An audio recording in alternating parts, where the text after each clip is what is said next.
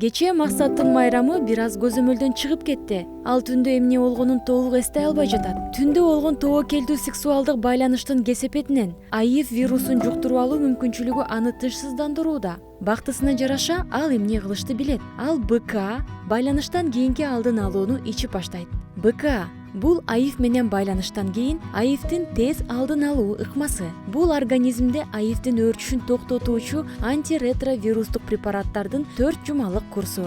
БКны туруктуу ичүүдө АИВди жуктуруп алуу тобокелдиги 80%га төмөндөйт. Натыйжалуулукка жетишүү үчүн БКны болжолдуу байланыштан кийин 72 сааттын ичинде ичүү зарыл.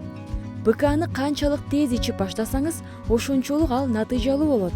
Байланыштан кийинки алдын алууну болжолдуу АИВ менен байланыштан кийин, мисалы, сексуалдык катнашта болгон же инъекциялык баңгизаттарды колдонууда жалпы ийнени пайдаланган адам баштаса болот. Ал сизди АИВ менен болгон байланыштан кийин коргойт. Бирок БК эч убакта презерватив же таза ийнелерди колдонуу сыяктуу АИВдин кадимки алдын алуу чараларын алмаштыра албайт. Өзүңүздүн жана сүйүктүүлөрүңүздүн ден соолугун сактап калыңыз. Доктур менен БКны жана алдын алуунун башка чаралары тууралуу сүйлөшүңүз. БК КЖС каршы күрөшүү боюнча бардык борборлорунда КЖС РБ, облустук КККБ жана Бишкек шаары КККБ жана өлкөдөгү тез медициналык жардам станцияларында берилет.